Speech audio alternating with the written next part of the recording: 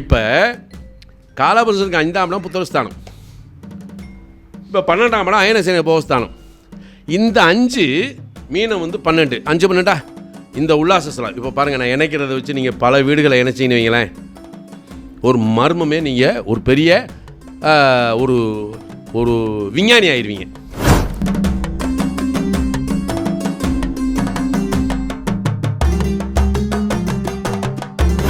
இல்லை அவங்களுக்கு நான் என்ன சொல்கிறேன், பூச நட்சத்திரம் யாருன்னா அந்த மிதுன லக்கணத்துக்கு பாக்கியாதிபதி, அட்டம பாக்கியாதிபதி. அப்போ இந்த பாக்கியம் வேலை அதை விட என்னென்னா பூச நட்சத்திரம் தான் ஜீவசமாதி. நீங்கள் எந்த லக்கணமாக இருந்தாலும் சரி சாமி, பூச நட்சத்திரத்துக்கு பூரா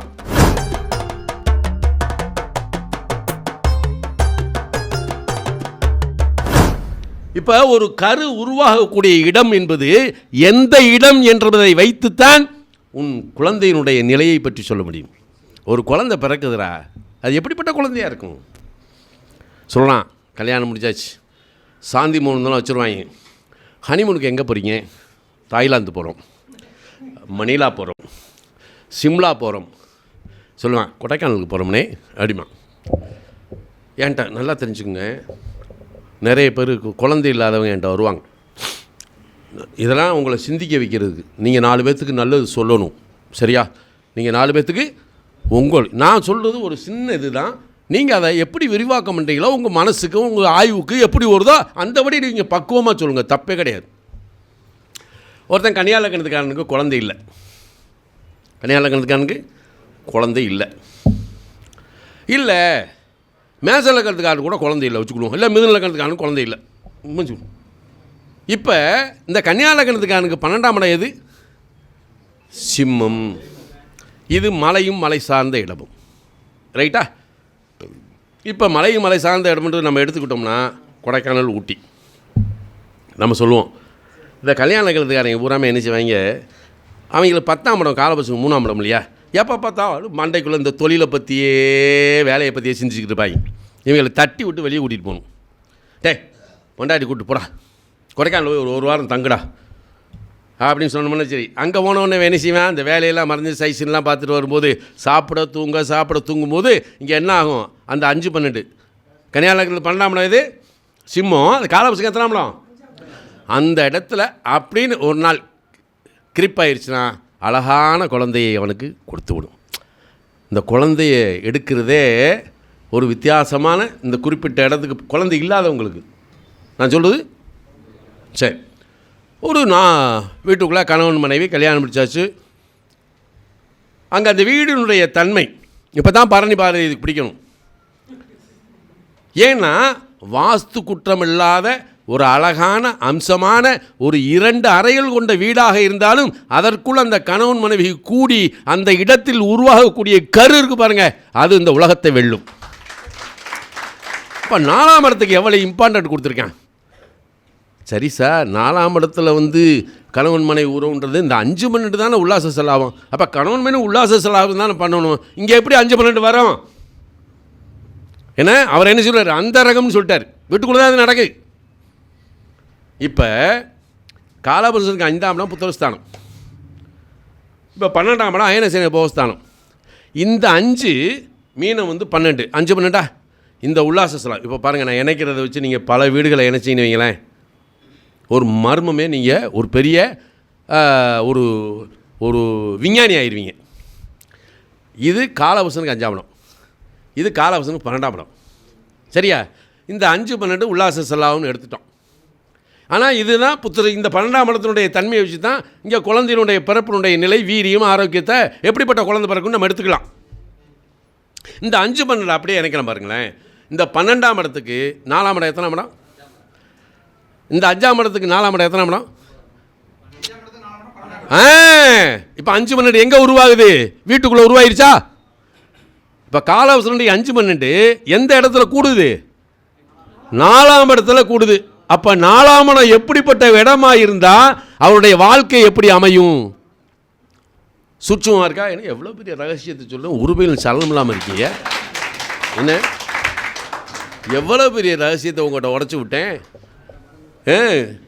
தம்பி கூப்பிட்டாரேன்னு சொல்லிட்டு 4ஆம் இடம். ஏன்னா அவர் 4ஆம் இடத்தை பற்றி ரொம்ப அக்கறையாக இவர் சொல்கிற அதே கர்ப்ப பொருத்தத்தெல்லாம் 87 88 நாங்கள் ஆனால் இன்றைக்கி அதை எப்படி எடுத்து அழகா மக்கள் இன்றைக்கி விழிப்புணர்வு சாமி வாஸ்துல. இப்போ இந்த 4ஆம் இடம் 5-12 எப்படி தொடர்பு கொள்கிறது? அந்தரங்கம். அப்போ 4ஆம் இடத்தினுடைய நிலை நன்றாக இருந்து அந்த வீட்டிலே கணவன் மனைவி உறவில் உருவாகக்கூடிய கருவினுடைய அந்த அதனுடைய பிறப்பினுடைய நிலை எப்படி இருக்கும்? சூப்பராக இருக்கும் இல்லையா? யோசிச்சு பாருங்கள். இப்போ உங்கள் 4ஆம் இடத்தை எடுத்து டெஸ்ட் பண்ணிக்கோங்க. உங்கள் 4ஆம் இடத்தினுடைய தன்மையை எப்படி வச்சுக்கோங்க. அதில் என்ன கிரகம் இருக்குது, நம்ம குழந்தை எப்படி பிறந்திருக்காங்க அப்படின்றத பற்றி யோசிச்சிங்கன்னா இதுக்குள்ளே பல விஷயங்கள் நீங்கள் என்ன செய்யலாம், எடுத்து கொடுக்கலாம் இல்லையா? சரி, இப்போ இது வச்சுருவோம். 4ஆம் இடத்தினுடைய ரகசியம் இப்போ உங்களுக்கு தெரிஞ்சு போச்சு. 5-12 ஒவ்வொரு பாவத்தையும் இப்படி தான் நீங்கள் உள்ளுக்கு ஒவ்வொரு பாவத்தினுடைய செயல்பாடுகள் அந்த பாவத்தில் இல்லை என வேறொரு இடத்தில் சூட்சமாக இருந்து அது உங்களுக்கு தந்தருள்கின்றது. அதை நீங்கள் தெரிந்து கொண்டால் நீங்களும் சக்கரவர்த்தி. ஏன்னா இப்போ ஒரு ராசியினுடைய சூட்சமாக அதுக்கு 8ஆம் இடத்துல இருக்குன்னு பார்த்துட்டோம். சுகஸ்தானம் என்று சொல்லக்கூடிய 4ஆம் இடம் நன்றாக இருந்தால் சந்ததி விருத்திலிருந்து சகல போகமும் சகல சுகமும் நமக்கு கிடைக்கும்னு எடுத்துட்டோம். இப்போ இந்த குழந்தை வளர வளர நமக்கு ஒரு யோகத்தை கொடுக்கும். எப்படிப்பட்டவன் எப்படிப்பட்ட மனையில் இருப்பான் அப்படின்றத எடுத்துக்கிட்டோம். சரி, இப்போ சாதாரணமாக எடுத்துக்கிடுவோம். காலபுருஷ தத்துவத்தில் 12 வீடும் பல கோடி தத்துவத்தை கொடுக்குது. பல கோடி தத்துவத்தை கொடுக்குது. ஒவ்வொரு வீட்டுக்கும் ஒவ்வொரு தனித்தன்மை இருக்கிறது. கடகத்தில் ஒருத்தன் பிறந்துடுறான். கடகத்தில் ஒருத்தன் பிறந்தேன், நல்லா கவனிங்க. கடகத்தில் ஒருத்தன் பிறக்கிறான். லக்கணம் இது கடகம். இப்போ இந்த கடகம்ன்ற சரராசி ஜலராசி, அந்த வீட்டதிபதி யார்னா சந்திரன், அந்த வீட்டில் உச்சமாகக்கூடிய கிரகம் குரு, நீச்சமாகக்கூடிய கிரகம் செவ்வாய். இப்போ இதோட தன்மை இதுதான். ஆனால் ஓடுகின்ற நதி நான் ஈவினிங் 6 o'clock ஓட மாட்டேன் அப்படின்னு நின்றுக்கிடுதா? நான் எக்ஸாக்ட்லி 6 o'clock மேலே ஓட மாட்டேன், காலையில் பார்ப்போம். நோ, இரவுகள் பாராது நதி என்ன செய்யுது? இரவுகள் பாராது ஓடிக்கிட்டு இருக்கு. ஆமாம் தானே? ஆனால் அந்த நதிக்கு இந்த நதி எப்படி பிரியா? நதி 6ஆக பிரியுது. 6 கால்வாய், கணவாய், வாய்க்கால், இந்த 5 விதமாக தான் பிரியுது. ஓடுகின்ற ஜலம்புறமே அதானே, 4ஆம் இடம் தானே. அப்போ அந்த நதிக்கு கீழே, அந்த ஆற்றுக்கு கீழே 1008 மேடு பள்ளம் இருக்குது. இதை ஓடுகின்ற தண்ணியில் மேலே இருந்து இதுக்குள்ள பள்ளம் இருக்குது, இதில் இது இருக்குன்னு கண்டுபிடிச்சிருவீங்களா? கடலை கலந்துக்காரன்ட்டு போய் அவன் முகத்தை பார்த்து நீங்கள் எதாவது இன்ஸ்பிரேஷன் கண்டுபிடிச்சிருவீங்க? எவ்வளவு 1000 சோதனை இருந்தாலும் அவன் முகத்தை பார்க்கும். இந்த ஜலராசியில் பிறந்தவன்கிட்ட வந்து கண்டுபிடிக்கவே முடியாது. ஜலராசி புறாமே அதுக்கு பேரே மௌன ராசி. இன்னொன்று சொன்னால் ஊமை ராசின்பாங்க. இவன்கிட்ட வந்து அவன் என்ன செய்வான், போட்டு வாங்குவான் நம்மகிட்ட. ஏன்னா ஒரு விஷயத்தை போட்டுட்டு வாங்கிடுவான். ஆனால் அவனுக்குள்ளுக்கு ஒரு விஷயத்தை புரிஞ்சுக்க. ஆனால் அந்த இப்போ ஒரு மரத்தை வெட்டி போடுங்க, அது சரியாக கொண்டு போய் சேர்க்குற இடத்துல சேர்த்துரும். ரைட்டா? ஒரு கல்லை தூக்கி போடுங்க, டப்புன்னு ஒரு சவுண்டு மட்டும்தான் கேட்கும், உள்ளே போய்க்கணும். கொஞ்ச நேரத்தில் தலைதரும். எவ்வளோ பெரிய சோதனையும் வெளிக்காட்டிக்கிற மாட்டாங்க. 10:55 ஒரு பெரிய இன்சிடென்ட் என்ன இருக்கும், அப்போ தான் போயிருப்பான். 11 மணிக்கு வாங்கண்ணாச்சி எப்படி இருக்கீங்க, பெரிய சோதனையில் இருப்பான். ஏன்னா இதை கூட ஒரு நிகழ்ச்சியை சொல்லலாம். கலைஞர் ஒரு மீட்டிங்கில் பேசிக்கிட்டு இருக்கிறார். அவருக்கு ஒரு செய்தித்தாள் வருது, துண்டுது சார். பார்த்துட்டு அவரோட பேசிக்கிட்டே இருந்தாராம். ராஜாராம் போய் கொடுத்துருக்கிறாரு. இவர் பேசிக்கிட்டே இருந்திருக்காரு. பேசி முடிச்சதுக்கு முன்னாடி வெளியே வந்தோடனே, என்ன சாமி? இல்லை, என்னுடைய முதல் மனைவி இறந்துட்டா. கடலை கணத்துக்காரங்க இப்படி தான் இருப்பாங்க.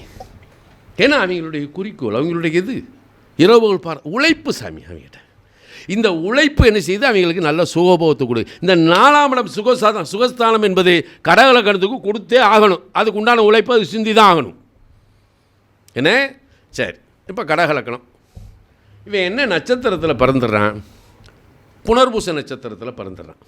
இப்போ எப்படிலாம் இப்போ ஒரு ஜாதகத்தை எப்படி எடுத்து அணுகணும், ஆய்வு பண்ணணும்னு நம்ம போகணும். இப்போ அண்ணாச்சி வந்து இங்கே இருங்க, அந்த காலத்துலேருந்து நான் சொல்கிறது அதுதான். பாவகாரகத்தையும் கிரக காரகத்தையும் இணைச்சி பழகுங்க. நீங்கள் குண்டக்க மண்டக்க பலன் சொல்லாதீங்க. 4ஆம் பாவாதிபதி அப்படின்னு எடுத்துகிட்டா அவர் நின்ற சாரநாதன், அவர் எங்கே இருக்கார், எப்படி இருக்கார், யார் பார்வைப்படுறாரு, யாரோட சேர்ந்துருக்காருன்றதை அப்படி போகணும். இந்த நம்ம குண்டக்க மண்டக்க போட்டு பலன் சொல்லி பழகக்கூடாது. பாவத்தை எடுத்து அணுகுங்க. ஏன்னா கேபி மாணவர்கள் பூரா பாருங்களேன், அக்யூரேட்டாக பேசுவேன். நீங்கள் எவன்கிட்ட போனாலும் சரி ஒரே பதில் தான் வரும். எங்கே பலன் மாறும்? நம்ம பாரம்பரியம் பார்க்குற ஆளுகிட்ட தான் மாறும். சரியா? கேபி ஆளுகிட்ட போய் பாருங்கள், 5 கூட தசை நடக்கு. என்ன இப்போ இதே வச்சுக்கிடுவோமே, கன்னியா இலக்கணம் 5 கூட சனி, 12 போய் சுக்கிரன் சாரத்தில் இருக்கார். இப்போ இவர் என்ன செய்வார்? பஞ்சமாதிபதி சனி, அவரே 6 கூடையவர் 12 போய் உட்கார்ந்துருக்கிறாரு. அப்படின்னா இந்த பாவத்தை எடுத்து இந்த 12ஆம் பாவத்தோடு இணைச்சி பலன் சொல்வார். இதில் தெளிவாக என்ன செய்யணும் அப்படின்னா காலபுருஷ தத்துவத்தை இணைக்கணும், அவ்வளோதான். இந்த இணைக்க தெரிஞ்சுக்கிட்டால் நம்ம சக்ஸஸ், வேறு ஒன்றுமே இல்லை. இப்போ ஜென்ரலாக பார்த்தீங்கன்னா காலபுருஷனுக்கு இது கடகத்துக்கு 2ஆம் இடம் சிம்மம். சரியா? 2ஆம் இடம் சிம்மம், இது காலபுருஷனுக்கு 5ஆம் இடம். ரைட்டா? இப்போ லாஜிக்காக பாருங்கள், இது காலபுருஷனுடைய புத்திரஸ்தானம். இப்போ குழந்தை பிறந்த பின்பு செல்வத்தின் கதவுகள் திறக்கப்படும். என்ன சிம்பிளாக வச்சு, இப்போ ஒரு அண்ணாச்சி மிதுன லக்கணம், எல்லா மிதுன லக்கணமும் எடுத்துக்கிடுவோம். 2ஆம் இடம் ஜலராசி சரராசி. நான் சொல்லுவேன் அது காலபுருஷனுக்கு 4ஆம் இடம். மிதுனத்தில் பிறந்தவங்களுக்கு பூரா வருமானம் வரக்கூடிய சொத்தை உருவாக்கிடுவாங்க. நம்மால் சொத்து நிறைய சேர்த்துட்டார். ஏன்னா நீங்கள் யார் மிதுனத்தில் பிறந்தாலும் உனக்கு வருமானம் வரக்கூடிய சொத்து இருக்காயா கேளுங்க. ஆமாம். ஆனால் அதை விட என்னென்னா அது ஒரு ஏன்னா அதை விட அது சரராசி இல்லையா? ஒரு ஸ்கூலில் டீச்சர் வந்து வேலை பார்த்துக்கிட்டு இருக்காங்க, சும்மா ஃப்ளூவெண்ட்டாக அழகாக கோர்வை எடுத்து பாடம் நடத்திக்கிட்டு இருப்பாங்க. அவங்கள கூப்பிட்டு நீங்கள் மிதுன இலக்கணமானு கேளுங்க. ஆமாம்மா, 2ஆம் இடம் சரராசி ஜலராசி. அந்த வீட்டில் உச்சமடையக்கூடிய கிரகம் எது? குரு. டீச்சிங்க்கே பிறந்தவங்கடா அவங்க. அதை விட குத்து கோர்ட்டில் டீச்சிங் பண்ணிக்கிட்டு தானே இருக்கீங்க. என்ன இது? அவர் டீச்சிங் பண்ணிக்கிட்டு தானே இருக்காரு. ஆமாம், டீச்சிங் பண்ணுறாரு. என்ன அப்போ 2இல் குரு. இவர் பாடத்தை படிக்கிறதுக்குன்னு தவமாக இருக்கானா இல்லையா? இல்லையா? 2இல் குரு உச்சம். அவர் எடுக்கக்கூடியது பாயிண்ட்ஸ், அவர் கொடுக்கக்கூடியது பாயிண்ட்ஸ் சரளமாக கொடுப்பார். கொடுக்குறாரா இல்லையா? அதே ஒரு வக்கீல் வாதாடிக்கிட்டு இருக்கான். என்ன நல்லா அருமையாக சட்டத்து நுணுக்கு உங்களை தூக்கி கொடுத்துக்கிட்டு இருக்கான். அவர்கிட்ட போய், சார் நீங்கள் மிதுன லக்கணமா சிம்ம லக்கணமா சார்ங்களுங்க? நான் மிதுனம்பேன். ஏன்னா 2இல் குரு உச்சம். சட்டத்தை வாதம் பண்ணக்கூடிய திறமை அவர்களுக்கு உண்டு. இறைவனுடைய ஆசீர்வாதம். நானா மிதுன லக்கணத்தை பக்கத்தில்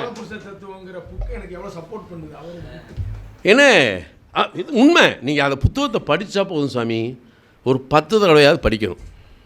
இல்லை இவரெல்லாம் எனக்கு எந்த பக்கத்தில் என்ன இருக்குன்னே தெரியாது. இவருக்கு சொல்லுவார் 185 பக்கத்தில் இந்த இது இருக்கணும் செய்யும்போது. அப்போ எந்த அளவுக்கு அதை படிச்சிருக்காரு? ஏன்னா அதுக்குள்ளே வெறும் கட்டத்துக்கு தான் பலன். நீங்கள் எப்படிப்பட்ட வீட்டில் வசிக்கிறீங்கன்றது.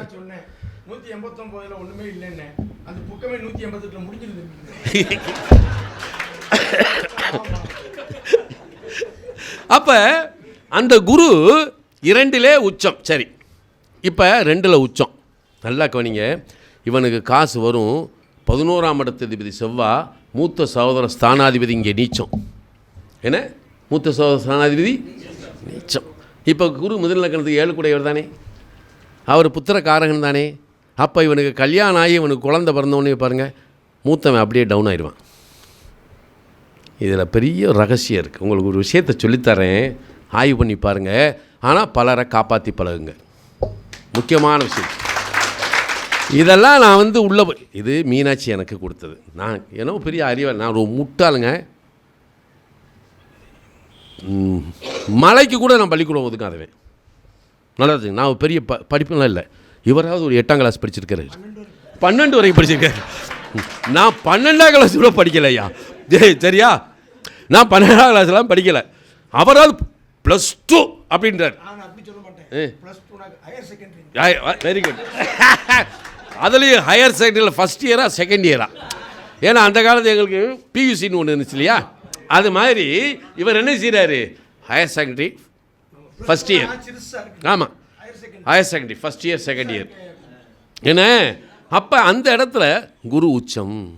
சரி, இந்த மிதுன லக்கணத்துக்காரன் எங்கேயாவது வெளியில் போகும்போது நதிக்கரையில் இருக்கக்கூடிய ஆலயம், நதிக்கரை இருக்குன்னா அந்த இடத்துல பூச நட்சத்திரம்னு ஒரு நட்சத்திரம் இருக்குது. அந்த பூச 27 நட்சத்திரத்திலேயே அதி அற்புதமான நட்சத்திரம் எதிரானா பூசம்தான். நீங்கள் எழுதியோ வச்சு பல பேர் இதை வந்து தேவையில்லாமல் பேசுகிறேன். டேய், பூச நட்சத்திரம் 27 நட்சத்திரத்தில் இந்த பிரபஞ்சத்தை இயக்கக்கூடியதே உத்திராடமும் பூசம்தான். புரியுதா? அப்போ பூச நட்சத்திரம் அதுதான் அந்த அந்த அந்த 10ஆம் பாவம்னு சொல்கிறோம் இல்லையா, அந்த வான் உச்சி அப்படின்றது ஒன்று இருக்குது. பூச நட்சத்திரம் நீங்கள் நான் சொல்லுவேன், பூச அனுசம் உத்திரட்டாதியில் பிறந்தவன், மகரம் கும்ப லக்கணத்தில் ராசியில் பிறந்தவன், சனி திசையை கடந்தவன், சனி லக்கணத்தில் இருந்தவன், சனி லக்னாதிபதியை பார்த்தவன், அடுத்த ஜென்மா இல்லை. அடுத்த ஜென்மா இல்லை. என்ன காரணம்? காலம் சொல்லுங்க. அவன் 10 கூட கர்மஸ்தானாதிபதி. இந்த ஜென்மாவில் முடிச்சுட்டு போயிடுறடா உன் கர்மாவை. அடுத்த கர்மம் உனக்கு இல்லைடா.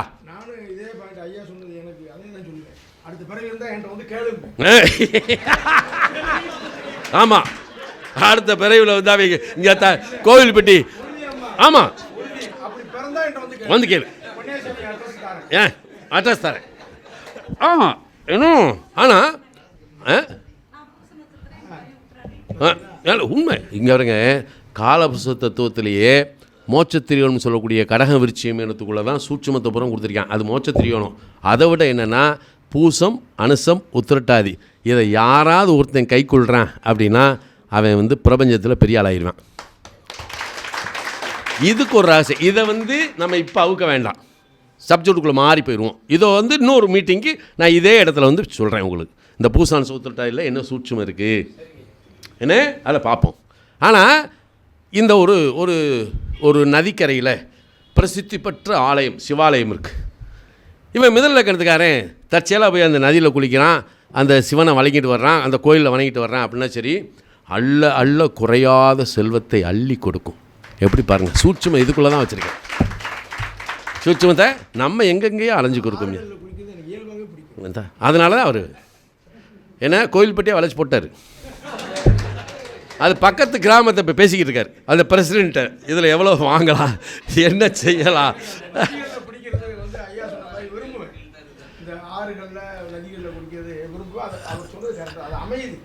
இல்லை அவங்களுக்கு நான் என்ன சொல்கிறேன், பூச நட்சத்திரம் யாருன்னா அந்த மிதுன லக்கணத்துக்கு பாக்கியாதிபதி, அட்டம பாக்கியாதிபதி. அப்போ இந்த பாக்கியம் வேலை அதை விட என்னென்னா பூச நட்சத்திரம் தான் ஜீவசமாதி. நீங்கள் எந்த லக்கணமாக இருந்தாலும் சரி சாமி, பூச நட்சத்திரத்துக்கு பூரா ஒவ்வொரு பூசத்துக்கும் நீங்கள் ஏதாவது ஒரு ஜீவசமாதிக்கு போய் பழகுங்க. வருஷத்துக்கு 12 மாதம் 12 பூசம், சரியா? இந்த 12 பூசத்தை முடித்த உடனே பாருங்கள் உங்கள் வாழ்க்கையில் ஒரு மிராக்கிள் நடக்கும். ஆனால் அதையே கண்டினியூவாக நீங்கள் பண்ண ஆரம்பிச்சிட்டிங்கன்னு வைங்களேன், உங்கள் வாழ்க்கையில் நீங்கள் எதையுமே தேட வேண்டியதில்லை, உங்களுக்கு வேணுங்கிறதெல்லாம் அதுவே வந்து கொடுக்கும். இது நான் கண்ட உண்மை, என் வாழ்க்கை நடந்த உண்மை. எல்லாம் சொல்லுவான், தனுசு லக்கணம் நீ எங்கடா ஜீவசமம் 8ஆம் இடம்டா, உனக்கு எதுக்குடா அங்கே போகிறேன். 25 வருஷம் 99 தொடங்கி இன்றளவு வரை நான் வல்லநாட்டுக்கு சுவாமிகள் சாதுசம்பர சுவாமியுடைய ஜீவசமாதிக்கு ஒவ்வொரு பூசத்துக்கும் போய்கிட்டு இருக்கேன். இன்றைக்கி இந்த உடலில் ஒரு ரத்தம், நான் பேசுகின்ற பேச்சு, என்னை சுற்றி இருக்கக்கூடிய சுற்றம், நீங்கள் அத்தனை பேருமே வல்லநாட்டுக்கு சொந்தக்காரங்க. எனக்கு அவர் கொடுத்தது தான் நீங்கள். எனக்கு இன்றைக்கி பூசம், அதே இன்றைக்கி பூசம், சரியா? ஆமாம், இன்றைக்கி பூசம். அப்போ எல்லாமே அவர் கொடுத்தது தான். எனக்கு வேணுங்கிறத நான் நினச்சி கூட பார்த்ததில்லை. எனக்கு என்ன வேணுன்றதை அவரே வந்து கொடுக்குறாரு. நான் எதுக்கு போய் தேடி போகணும்? சனி பகவான் யதார்த்தத்துக்கு கட்டுப்பட்டவர். சனி பகவான் யதார்த்தத்துக்கு கட்டுப்பட்டு திட்டமே படக்கூடாது. மாப்பிள்ள நாளைக்கு tomorrow evening exactly 6 o'clock I will give you 10 lakhs அப்படின்னு இவன் சொல்லிட்டான். என்ன இவனுக்கு 2ல் சனி 3ல் சனி இருக்குன்னு வச்சுக்குவான். இல்லை லக்கணத்தை சளி பார்க்குது இவன் சொல்லுவான், மாப்பிள்ள tomorrow evening 6 o'clock exactly 6 o'clock I will give you அப்படிமா. கரெக்டாக அவன் 6 o'clock வருவான். இவனால் ஒன்றுமே முடியாது. நான் வஞ்சிட்டு போவேன். அவன் கொடுக்கல வயத்தான செய்வேன். இது தேவையா மாப்பிள்ள? நாளைக்கு பார்ப்போம் மாப்பிள்ள. யதார்த்தம், சனி யதார்த்தத்துக்கு கட்டுப்பட்டது. நீங்கள் ஒன்றும் இல்லை சாமி, இப்போயே நீங்கள் சபதம் எடுங்க, பிளான் இல்லாமல் யதார்த்தமாக நின்று பழகுங்க. கரெக்டாக ஒரு ஒரு ஒரு 6 மாதம் கழித்து பாருங்கள், உங்களுக்கு வேணுங்கிறதெல்லாம் உங்களை தேடி வரும். யதார்த்தமாக இருந்து பழகுங்க. என்ன இது நான் சொல்கிறது. அப்போ இப்போ நம்ம எதுக்குள்ளே இருந்தோம்? ஆமாம், பூச நட்சத்திரம். இப்போ அந்த பூசம் இப்போ மிதுன லக்கணத்துக்கு 2ஆம் இடமும் எடுத்தோம். குரு 2ல் உச்சமா. அப்போ அவனுடைய வாக்கு சரி, இது விட்டு போச்சு. இதை அப்படியே துலா லக்கணத்துக்கு எடுங்க. இதுவும் காம திருவோணத்தில் வருதுல்ல, காமத்திருவனத்தில் வருதா? ஏன்னா காமத்திருவனத்தில் வருது. இப்போ துலாத்துக்கு 10ஆம் இடம் தானே கடகம். அந்த இடத்துல குரு உச்சமா? நீங்கள் பார்த்தீங்கன்னா பெரிய பெரிய இண்டஸ்ட்ரியில் வேலை செய்கிறவனும் துலா லக்னத்துக்காரனாக இருப்பான். இண்டஸ்ட்ரியில் ஓனர் இருக்கான் பாருங்கள், பெரிய இண்டஸ்ட்ரியில் அதிபதி, அவனும் துலா லக்னத்தில் தான் இருப்பான். ஸ்கூலில் வேலை பார்க்கக்கூடிய டீச்சர்ஸ் இருக்காங்க இல்லையா, அவங்களும் இந்த துலா லக்னத்துக்காரங்க. பெரிய காலேஜினுடைய கரஸ்பாண்டண்ட்டும் அதே துலா லக்னம். இந்த 10ஆம் இடம் கடகம், காலபுருஷனுடைய 4ஆம் இடம், அங்கே குரு உச்சம். இதை அதை செய்யுது. இப்போ துலா லக்னத்துக்கு அதுக்காக இந்த துலா லக்னத்தை பண்ண டாக்டராக இருக்கக்கூடாதா, இன்ஜினியராக இருக்கக்கூடாது, அதெல்லாம் வரல. இருக்கலாம். பொண்ணு துலா லக்னம், அவள் காலேஜ் ப்ரொஃபஸராக. நான் தான் சொல்கிறேன், 10ஆம் இடம் கண்டிப்பாக உண்டு சாமி. இல்லை, இது வந்து காலபுருஷ தத்துவ அடிப்படையில் நான் சொல்கிறேன். ஆமாம், கண்டிப்பாக உண்டு, கண்டிப்பாக உண்டு. இதை விட சிம்பாலிக்காக பாருங்கள், ரிஷபம் என்பது விளையும் இடம். அதாவது நம்ம உண்ணும் உணவை விளைவித்து கொடுக்கக்கூடிய இடம் எதுனா ரிஷபம் மட்டும்தான். கன்னிலேயோ மகரத்துலேயோ விளையலை. கன்னி வந்து வாழும் இடம். அதாவது அந்தந்த காலகட்டத்தில் கன்னி என்பது நம்ம குறிஞ்சி முல்லை மருதம் நெய்தல் பாலைன்னு சொல்லும் இல்லையா, நம்ம பழக்க வழக்கம் பண்பாடோடு இனத்தோடு வாழ்கின்ற அந்த இடம் தான் கன்னி. மகரம் நாம் செய்யக்கூடிய பணிபுரியக்கூடிய இடம், அது ஒரு களிமண். அந்த களிமண்ணை எடுத்து ஒரு சட்டி செஞ்சு நெருப்பில் விட்டால் சுட்டு வெளியே வந்துடும், பண்டமாக மாறும்ல, அதுதான் மகரம். சேரும் சிகதை நிறந்த இடம்னு சொல்லுவான். ஆனால் ரிஷபம் தான் விளைய இடம். நாம் சாப்பிட்ற அத்தனையும் அங்கேருந்து தான் வருது. இப்போ ரிஷப லக்னத்துக்கான கூப்பிட்டு, தம்பி நான் பொள்ளாச்சி கிளம்பிக்கிட்டு இருக்கேன் அப்படின்னு நீங்கள் சொல்லி பாருங்கள். பஸ் ஸ்டாண்ட்லேருந்து இறங்கணுன்னு அப்படி திரும்புங்க, காந்தி சிலை வரும், அது பக்கத்தில் கௌரி சங்கர்னு ஒரு ஹோட்டல் இருக்கும், சூப்பராக இருக்கும் சாப்பாடுமே. நீங்கள் எந்த ஹோட்டலில் எந்த ருசியான பண்டம் கிடைக்கும் ரிஷப லக்னத்துக்கான கூப்பிட்டு வச்சு, அதே ரிஷப லக்னத்துக்கான கூப்பிட்டு நம்ம அப்படியே ஒரு சின்ன இளநீர் அல்வா ஒரு மிக்சர் எடுத்து வச்சுக்கிட்டு, தம்பி அவர் ராமச்சந்திரன் நிறைய தரம் போய்க்கிட்டு ஒன்றுமே சொல்லலான்னு இதை வச்சுக்கிட்டு சொல்லுங்கள், அவன் வீக்னஸ் அப்புறம் சொல்லிட்டு போயிடுவேன். யார்? ரிஷப லக்னத்துக்காரன். அவனுக்கு சுவையாக மட்டும் கிடைச்சினா சரி. வீட்டுக்குள்ளேயே வந்தால் அவங்க அம்மாட்ட என்ன இருக்குன்னு தான் கேட்பான்.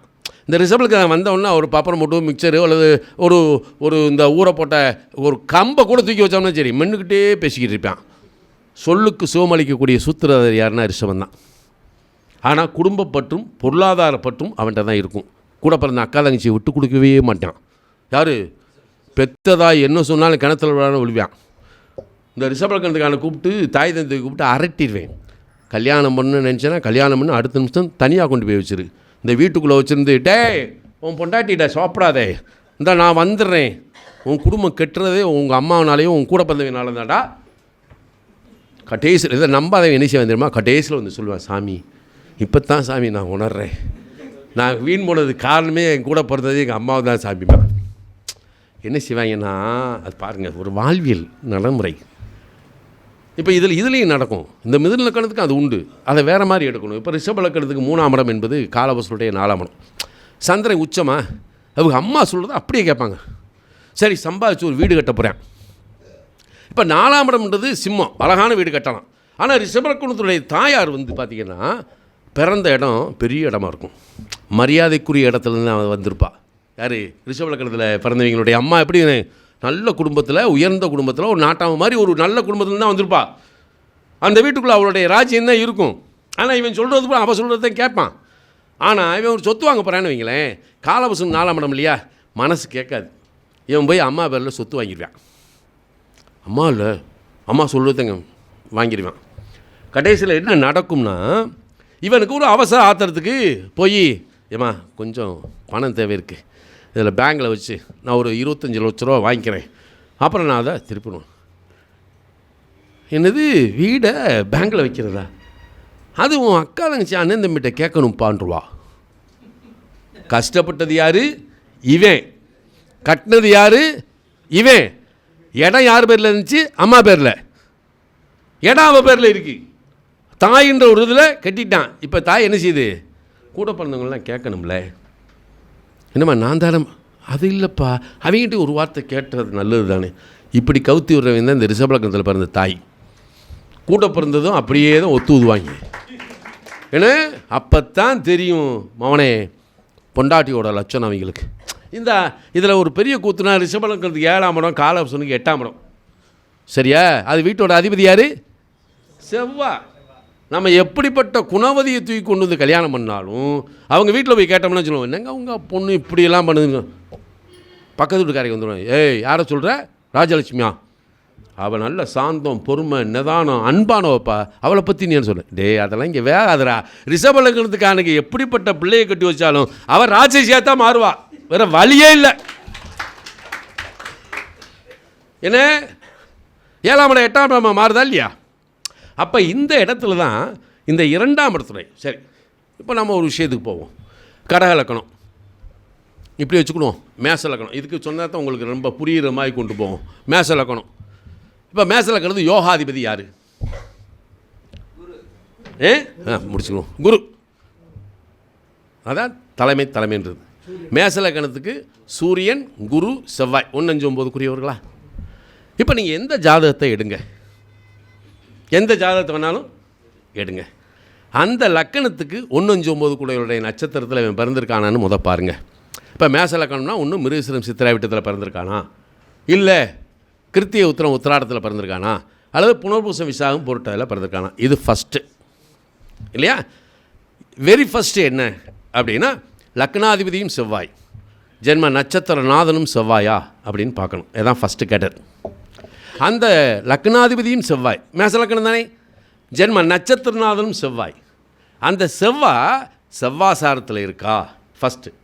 அதுக்கடுத்து பஞ்சமாதிபதி சூரியன் சாரத்தில் இருக்கா செகண்ட். அதுக்கடுத்து பாக்கியாதிபதியாகி குருவோட சாரத்தில் இருக்கா. இந்த 3 நட்சத்திரத்தில் லக்னாதிபதி உட்காந்துட்டான் அப்படின்னா அந்த ஜாதகத்தை அப்படியே மூடி அப்படின்னு தூக்கிட்டு ஓடுறா அப்படின்னு வரைச்சிடணும். எப்படி கூடி அவனை மேலே கொண்டு வந்துடும். புரியுதா? இந்த ஃபஸ்ட்டு கேடர். இதை நீங்கள் நல்லா உங்கள் ஜாதகத்தில் கவனிச்சுங்க. இப்போ தான் நீங்கள் சிந்திப்பீங்க, நீங்கள் என்ன லக்கணம், உங்கள் ஜென்ம நட்சத்திரம் என்ன ஆதிபத்தியம் வாங்கிக்கணும்னு பார்த்தீங்கன்னா உங்கள் வாழ்க்கை அதுதானே உங்களுக்கு தெரிஞ்சு போகும். இப்போ சரியா? இப்போ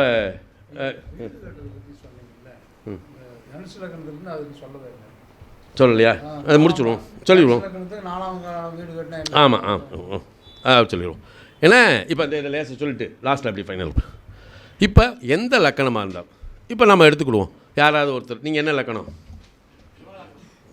தம்பி துலா லக்கணம். சரி, இதில் ரொம்ப விஷயம் இருக்குது. ஒவ்வொரு லக்கணத்துக்கும் உன்னாதிசம்னு சொன்னேன்ல, இந்த துலா லக்கணத்துக்கு அது காலபுருஷனுக்கு எத்தனை இடம்? அதுக்கு மகாராஷ்டிரானம் தானே. பிறந்ததுலேருந்து சாகிறது வரைக்கும் போராடிக்கிட்டே இருக்கக்கூடிய ஒரு இனம் எதிரானா அது துலா லக்கணம் தான். ஊர் பயலுக்காகவே உழைச்சி வீணாக போனவன் எவனா அப்படின்னா சரி, அவன் துலா லக்கணத்துக்காரன் தான். பொண்டாட்டி பிள்ளைகளுக்கு நான் நல்லவனாக இருக்கணும் இல்லையா, ஊர் பையன் வந்தோடனே ஏம்மா இந்த நான் இந்த அண்ணன் கூப்பிட்றாரு போயிட்டு வந்துடுறேன்றான்.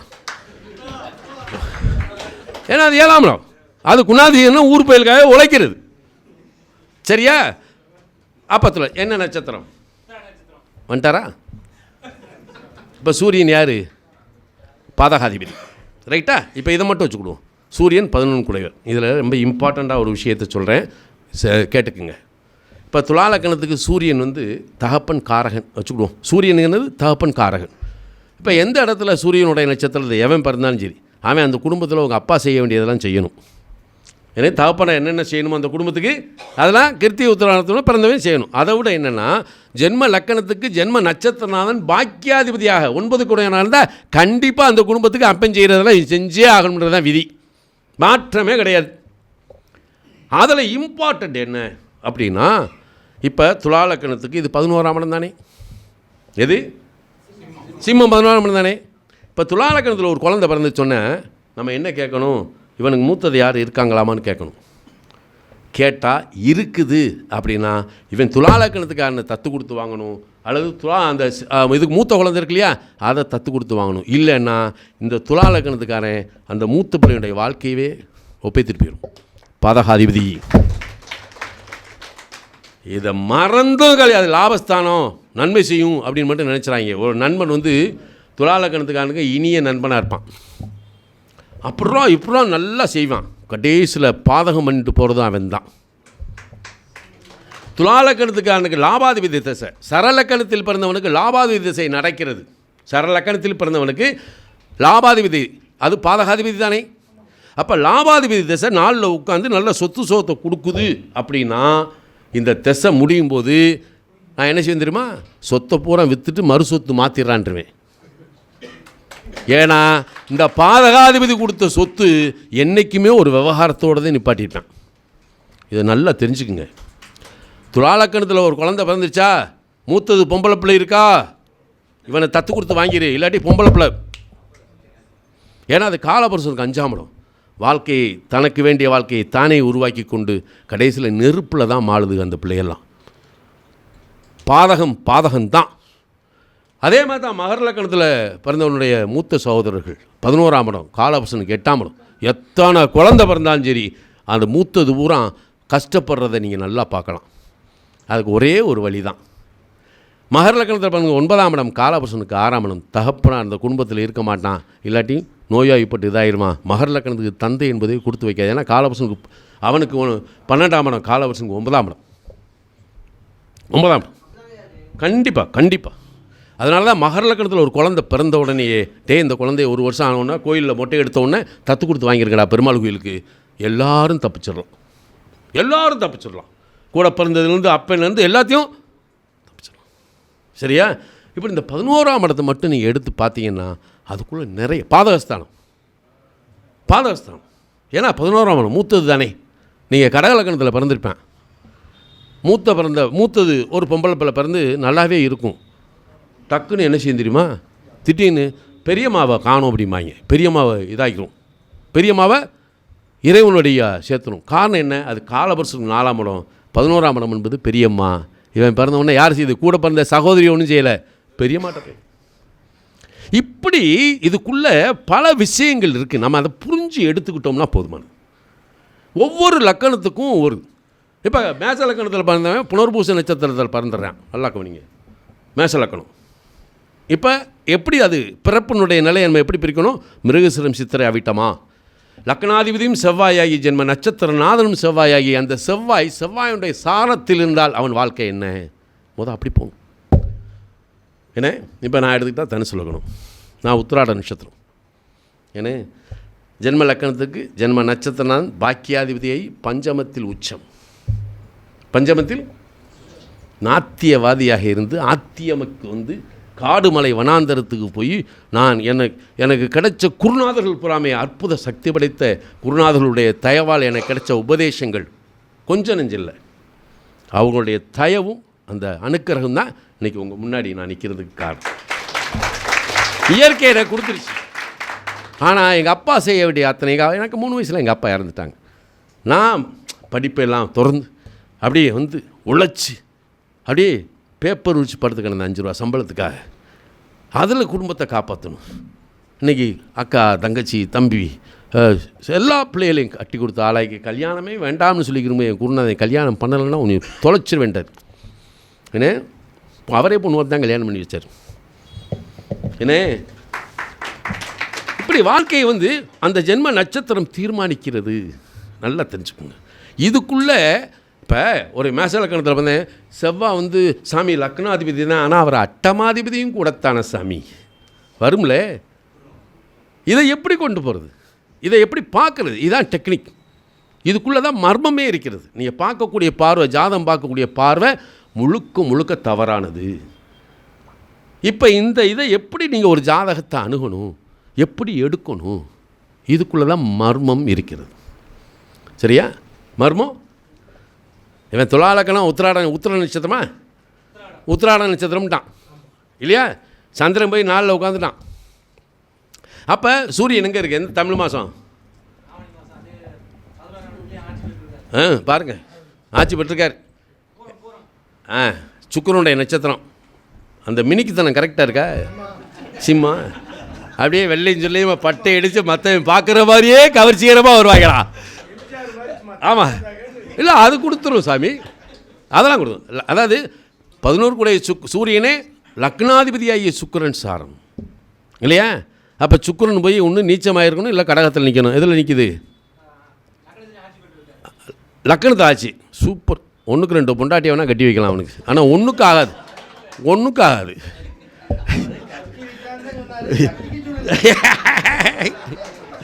இல்லை சாமி,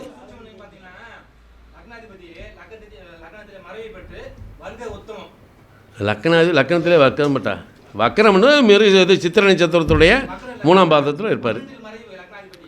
சுக்கிரனா? சரி.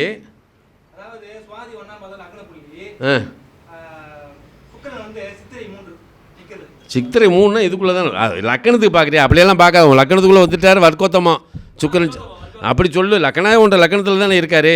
அப்போ அங்கேயுமே 2 7 கூட செவ்வாய்தானம் தானே வாங்கியிருக்கேன். அப்போ நீ வாழ்க்கையில் போராடி தானே ஆகணும். என்ன? ஆமாம். கல்யாணம் ஆயிடுச்சுல? பிள்ளைக்கிட்டு இருக்கா? கொண்டாட்டு பிள்ளைகளை பாருங்கள் ஆமாம். ஏன்னா இவங்களை பூரா அப்படித்தான் ஒதுக்கும் சார். லக்கணாதிபதி இப்போ லக்கணாதிபதி லக்கணத்தில் இருந்தால் நல்லதுன்னு நாம் சொல்கிறோம். எந்த லக்கணாதிபதி லக்கணத்திலேருந்து நன்மை செய்யவே மாட்டான் சார். நீங்கள் என்கிட்ட பேசுகிறதுக்கு யாராவது எந்திரிக்கிறீங்கன்னா வாங்க பேசுவோம். லக்கணாதிபதி லக்கணத்தில் ஆட்சி அப்படின்னு நீ நெஞ்ச நிமித்து மட்டும் என்கிட்ட பேசு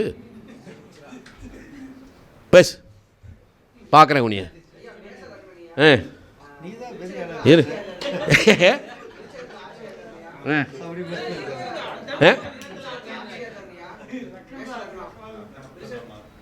இல்லை பேசலக்கணும் சொல்கிறேன் இல்லை இங்கே நல்ல கவனிங்க. நல்ல அருமையான கேள்வி கேட்டேன். அவனுக்கு ஒரு கைதட்டுங்க. எப்பயுமே இப்போ துலாலக்கணம் ரிஷபலக்கணம் அப்படின்னு எடுத்துக்கோங்களேன்.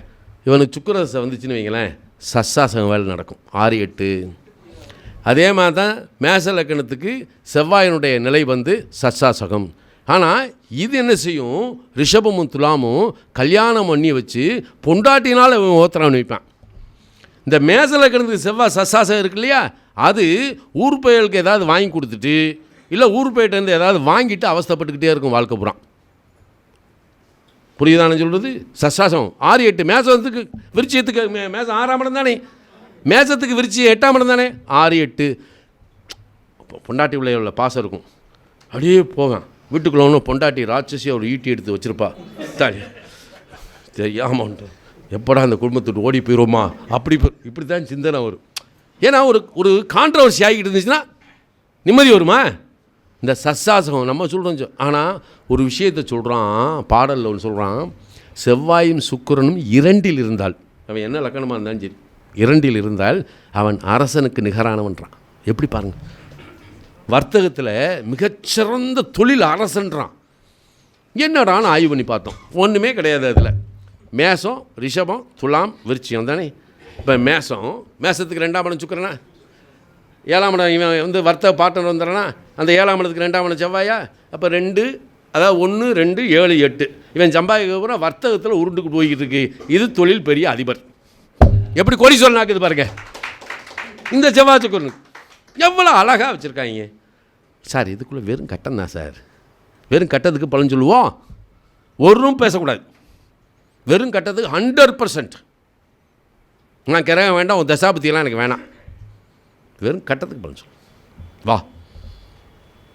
என்ன ஒவ்வொன்றுலேயும் சரி. இப்போ அதே மேசலக்கணும். இப்போ ஃபஸ்ட்டு சித்திரை அவிட்டம் மிருகசீரிடம். சரி, 2வது யார்? கிருத்தியை உத்திரம் உத்திராடம். சூரியனுடைய பஞ்சமாதினுடைய நட்சத்திரத்தில் பிறந்துடுறான். இப்போ அவனுக்கு 5லேயே போய் சுக்கிரன் உட்காந்துருது, சூரியன் உட்காந்துருது. சும்மா அப்படியே வரும்போதே இப்படி தான். அவங்க தான் மினிஸ்டர்ஸ் இவங்கெல்லாம் இருக்காங்க இல்லையா, பள்ளிங்கி மாதிரி இருப்பாங்க. இப்படி அவங்கள பார்த்தவொன்னே 5ஆம் இடத்துல வலுவாக இருக்கா, கும்பிடு மவனை. பாக்கியாதிபதி குரு சாரத்தில் பிறந்துறான். அப்போ ஜனனமே உன்னுடைய வாழ்க்கையை தீர்மானித்து விடுகிறது. இந்த இடத்துல ஒரு விஷயம் இருக்கு. இப்போ இவன் புனர்பூச நட்சத்திரத்தில் பிறந்துறான். சந்திரன் எங்கே இருக்குது? 3ல். சரியா? அப்போ சுகஸ்தானாதிபதி சந்திரன் அப்புறம் வச்சுக்குவோம். சந்திரன் 3ல் இருந்து குருசாரம், ஒழுக்கம் நியாயம் உண்மை நேர்மை சத்தியத்தோடு வாழ்கின்ற ஒரு பேர் வழி. மேச லக்கணத்தில் புனர்பூச பாக்கியாதிபதி இல்லவா. இந்த 9ஆம் இடம் இவனுக்கு உயர்கல்வியை கொடுத்து விடுகிறது. 12ஆம் இடம் அவனை வெளிநாடு கொண்டு போய் உட்கார வச்சு சம்பாதிக்க வைக்கிது. யாருக்காக? தகப்பன் ஸ்தானம் குரு. ஆகையால் தகப்பனார் செய்ய வேண்டிய நிலையில் தன்னை தன் குடும்பத்திற்கு அர்ப்பணிக்க வேண்டும் என்பது விதி. அதனால் இவனுக்கு இறைவன் சொல்கிறான், உயர்கல்வியை கொடுத்து உத்தியோகத்தை கொடுத்து வெளிநாடு போய் சம்பாதிக்க வைக்கிறதுக்கு எல்லாத்தையும் கொடுத்துருதுப்பா. சரி, இவன் எதுக்கு அந்த வேலைக்கு கொண்டு வந்துச்சு? இப்போ அங்கே தான் என்ன சொல்கிறான், தாயார் ஸ்தானாதிபதி ஆகிய சந்திரன் தன்னுடைய வீட்டுக்கு 12 போய் உட்காந்துறாரா. தாயார் கடகம் தானே. இந்த தாயாருக்கு குரு யார்? 6 குடையவர், இன்னொன்று 9 குடையவர். இப்போ இந்த தாயாருக்கு மன வாழ்க்கை நல்லா இருக்குமா? இருக்காது. அங்கே தான் வேடிக்கை. இங்கே தான் நம்ம விவரமாக அது தூக்கணும். அப்போ கடகலக்கணத்துக்கு குறி யார்? 6 6ஆம் இடம் திருமண வாழ்க்கை இருக்குது. அப்போ இவங்க அப்பா இல்லை, என்ன இவ மறுமணம் செய்யாமல் வாழ்க்கையை பிள்ளைகளுக்காக இவ அர்ப்பணிச்சிருக்கா, அப்படி தான் நம்ம எடுத்துக்கணும். ஏன்னா இப்படி ஒவ்வொரு இடத்துலையும் ஒவ்வொரு ஸ்தானாதிபதிகளும் பாவாதிபதிகளும் லக்னாதிபதியோடு என்ன உறவு, லக்னாதிபதிக்கு என்ன செய்யுது, லக்னாதிபதியுடைய பலம் என்ன, மற்ற ஸ்தானாதிபதிகளுடைய பலம் என்ன, அதனுடைய சார நிலைகளை எடுத்து சரியாக பேசுனீங்கன்னா தெளிவாக உங்களுக்கு சொல்லக்கூடிய ஒரே ஆள் யாருன்னா சரவண பாரதி தான். அம்சமாக அடிப்பான், நல்லா கேட்கலாம், யாரை கேட்கணும். இப்படி நிறைய விஷயம். நான் இந்த கருத்தரங்கு மட்டுமல்ல, நான் நீ நிறைய வர்றேன். வரும்போது அண்ணாச்சியும் வர சொல்லிடுவோம். என்ன 2 பேர்த்துக்காக அப்படியே ஒதுக்குவோம். என்ன அவர் வரும்போது நான் வர்றேன், நான் வரும்போது அவரை போட்டுருங்க. உட்காந்தோம்னா அது வாட்டுக்கு இது காலபிரசத்துவத்தை மட்டும் பேசுவோம். இன்றைக்கி ஓரளவுக்கு உங்களுக்கு ஒரு விஷயத்தை கொடுத்துருக்கேன்னு நான் நினைக்கிறேன், இல்லையா? இது மாதிரி பல விஷயங்களை யாருக்காக? இந்த சரவணபவ ஜோதிட அறிவாலயத்துக்காகவும் இந்த தங்கமான என் தம்பி பரணி பாரதிக்காகவும் தான். ஏன்னா அது என்னால் செய்ய முடியும். என்னென்னா எனக்கு 1 வாரம் காய்ச்சல். ஆனால் இங்கே பள்ளிப்பாளையத்தில் மாநாடு, நேற்று மாநாட்டுக்கு வந்தாச்சு. அங்கே மாநாடு 1 வாரத்துக்கு முன்னாடி பாரதி என்ன சொல்கிறாரு, சாமி ஞாயிற்றுக்கிழமை மீட்டிங்க வரணுமே, மாநாட்டில் அங்கே இருக்கணுமே, என்ன செய்யணும், அங்கே பார்த்துக்கிடுவோம், வந்துடுறேன் தம்பி, இந்தா வந்துட்டேன். சரி, அதனால் யாருக்கு முக்கியத்துவம்? ஏன்னா அன்புக்கு. அதுக்கப்புறம் நம்ம போய் பார்த்துக்கலாம். நேற்று ஃபுல்லாக இருந்துட்டோம்ல. இப்போ அண்ணாச்சியுமே அங்கே போகத்தான் வேணும். இப்போ அவர் பெரம்பலூர் கிளம்பிட்டார். நேற்று அவர் முடிச்சுட்டு வந்துட்டார். நேற்று எல்லாம் பெண்டிக்கு போட்டு வந்துட்டோம். சரியா? இது மாதிரி ஜோதிடத்தை வளர்க்குறதுக்கு, ஜோதிடத்தில் இந்த ஜோதிடர்கள் பூரா நல்லா இருக்கணும்னு நினைக்கக்கூடிய இவருக்கு நான் வணங்கக்கூடிய வல்லநாட்டு சித்தர் அன்னை மீனாட்சி எப்போதும் துணை நின்று அவருக்கு நல்ல ஆயுள் ஆரோக்கியம் ஐஸ்வர்யத்தை தந்தர் வேண்டுமாய் வேண்டி, இந்த அரங்கத்தில் அமர்ந்திருக்கக்கூடிய உங்களுக்கும் சகல சௌபாக்கியங்களையும் தந்தரல வேண்டுமாய் வேண்டிக் கொண்டு அமர்கின்றேன். ஆனந்தம் ஆனந்தம் ஆனந்தம். அடுத்ததில் சந்திப்போம். சரியா?